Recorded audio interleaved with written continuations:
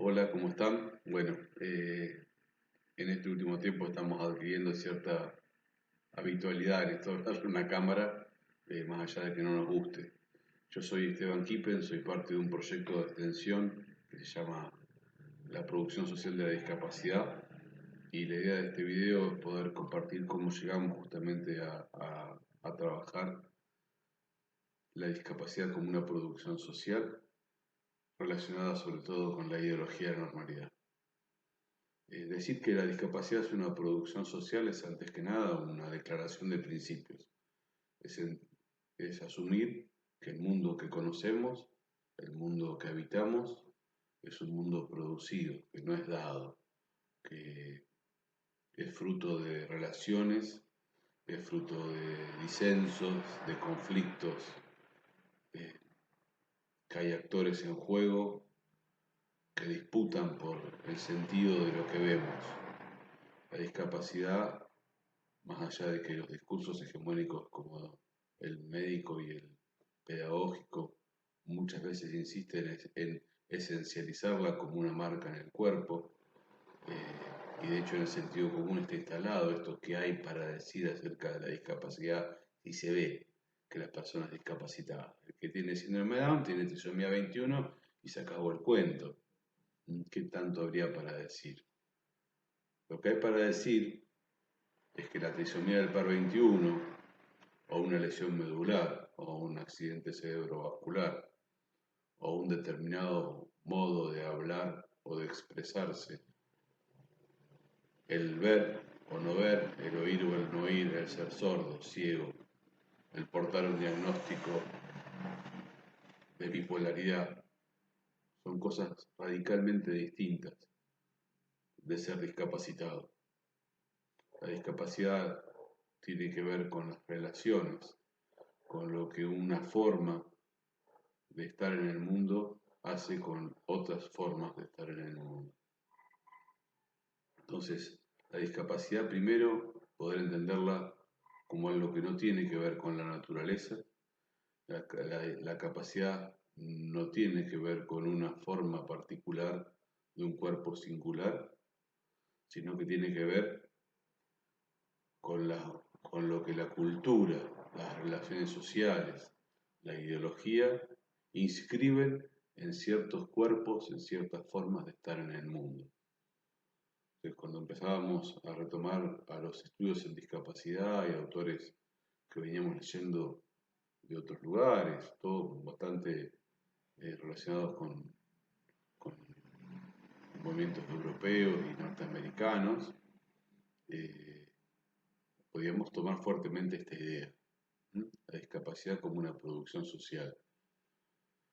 Acá en Latinoamérica también hubo producciones, hubo movimientos. Lo que pasa es que, para poner en contexto y entender también esto de la producción social, la década fuerte donde se consolidan estos conceptos es a partir de la década del 70, sobre todo en Inglaterra y en Estados Unidos, y Latinoamérica estábamos atravesados por fuertes dictaduras que lo que se ocuparon fue de eliminar esos grupos que estaban por ahí trabajando en este sentido.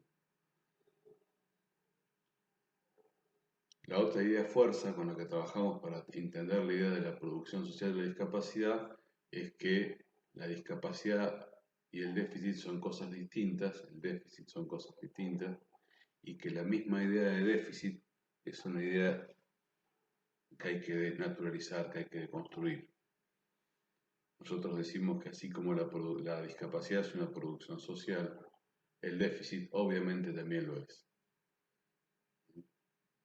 Decir que a alguien le falta algo, que es la idea de déficit, implica primero haber producido una idea acerca de una cierta completud. ¿Cómo sé que falta un libro en un anaquel si yo no sé cuántos libros había? No es lo mismo decir que una persona es ciega a decir que una persona no ve. No es lo mismo decir que alguien es sordo a que una persona no escucha. Cuando yo lo único que puedo percibir del sordo que no escucha, estoy parado en el déficit, estoy parado en lo que le falta. Estoy colonizado por la ideología de normalidad que ha me ha entrenado para percibir identidades únicas y para suponer a priori que hay una única forma de estar en el mundo. Que esa única forma de estar en el mundo incluye el ejercicio de ciertas capacidades y ciertas destrezas, hablar de cierta manera y por ciertos medios, hablar oralmente, expresarme por escrito, con cierta rítmica, con cierta prosodia, caminar sobre mis dos piernas de determinada manera, cierta economía de movimiento, cierta economía de relaciones, ciertas distancias, y que esa es la forma correcta, esa es la forma buena, esa es la forma única, y que aquellos que se apartan de esa forma normal, producida a partir de que cierta clase tuvo la capacidad de instalar como universales ciertos valores que había decidido sostener como importantes para un modo de entender el mundo,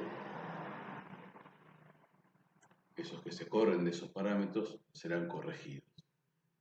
¿Sí? La pedagogía, la medicina, el ejército, los hospitales. ¿Sí? Y aquellos que no son susceptibles de ser corregidos serán sometidos a intentos de corrección permanente, y ahí es donde muchas veces aparece la discapacidad, en ese lugar de una identidad equivocada, un modo errado de estar en el mundo que necesita permanentemente de estar siendo intervenido de alguna manera. Esta forma de entender la discapacidad como algo que le falta, como una tragedia personal, que se conoce convencionalmente como el modelo profesional de la discapacidad, el modelo eh, hegemónico médico, disputa con otras formas de entender también variadas, como el del modelo social, que hoy tanto resuena a partir de la convención, pero que bueno, tampoco es algo homogéneo. ¿Sí? El modelo social es una forma originada, enunciada por primera vez en un contexto en Gran Bretaña por Mike Oliver, un sociólogo discapacitado, militante, marxista, que hablaba de relaciones de opresión, en relación de las personas discapacitadas, y hay otras versiones más tenues, más lavadas del modelo social. De hecho, el modelo social que aparece en la convención eh, deja incólume, deja sin tocar el núcleo duro del déficit, que habla de que la discapacidad es un proceso que a partir de ciertos déficits de la persona en relación con los modos de producción social, con la cultura, con las relaciones sociales, produce la discapacidad. Nosotros creemos que esa forma de entender sin tocar el déficit, esa forma de pensar, sigue estando mediada por la ideología de la normalidad. ¿Y por qué hablamos de ideología de la normalidad? Esto fue una de las cosas que a nosotros nos permitieron pensar en su momento y nos permitieron encontrar formas de trabajar y ser, creemos nosotros, potentes en nuestras intervenciones. La ideología de normalidad, como toda ideología, es una matriz de inteligibilidad, una rejilla a través de la cual uno mira el mundo. ¿Sí? Y si no hace un esfuerzo particular, y sobre todo si ese esfuerzo particular no es coordinado con otros, difícilmente se va a dar cuenta que uno está mirando el mundo a través de esa grilla. Es lo que hace que uno entienda el mundo de determinada manera. Es el cemento que sostiene el edificio sin que uno lo mire, sin que uno lo perciba. Entonces, la ideología de la normalidad es esa matriz a partir de la cual miramos el mundo dividido en dos grupos, los normales y los anormales. Y cuando decimos anormales hacemos comillas, y cuando decimos normales decimos comillas, nos encogemos porque sabemos de la violencia que hay en ese nombre, sin embargo, nos cuesta pensar el mundo por fuera de esas dos categorías. Una categoría que abreva en el pensamiento positivista, que se sostiene en un andamiaje académico, técnico, científico de la estadística, de las matemáticas, y que parecería ser intocable. Es necesario poder correrse de la lógica de la normalidad, reconocer que no hay normalidad que no sea ideológica, que no hay pensamiento que no sea ideológico, que no hay producción científica que no sea ideológica. El problema es que la ideología es normalidad. para pensar la discapacidad se niega a sí misma. Entonces, para poder hacer algo distinto, para producir un sistema mundo distinto, para poder, como decía Mike Oliver, cambiar el juego de raíz y no solamente cambiar algunas reglas del mismo, necesitamos ser conscientes que estamos matrizados, producidos, formateados en un sistema ideológico que es el de la ideología de normalidad, que nos coloniza el régimen de mirada, poder desandar esa colonización, poder encontrarnos con otros para pensar de otra manera. Y en nuestro caso eso fue encontrarnos mucho con el colectivo de personas discapacitadas, encontrarnos con opiniones distintas, con formas distintas de entender el mundo, ir animándonos a hacer puentes y ver cuánto de común había a partir de trabajar desde la ideología de normalidad con pueblos originarios, con el movimiento feminista,